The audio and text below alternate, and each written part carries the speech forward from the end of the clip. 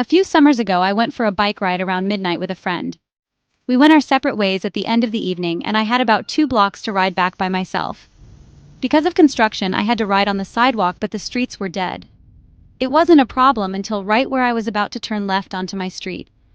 There was this man walking by himself, maybe in his 40s, a little scruffy but not homeless. The sidewalk was narrow, and I didn't want to freak him out, so when I got about 6 feet behind him, I said, "Hey, behind you!" He turned around and gave me this super angry look. I turned down my street and he started to follow me, literally screaming about how I was a fucking cunt and he was going to kill me and all that. I live right off the corner and I didn't want him to figure that out, so I decided to do another loop around the block. That's not the scary part. The scary part is that when I looped back around and looked down the street, I saw him standing on my fucking front stoop, staring out at the street like the motherfucker knew I lived there. He saw me ride by again, but he didn't say anything.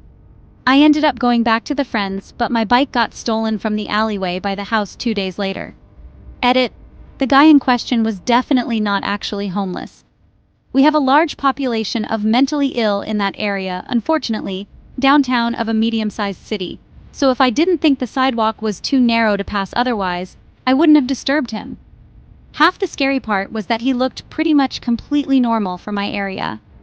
That being said, I ended up texting my mom, and she made the decision not to notify law enforcement until my bike was stolen.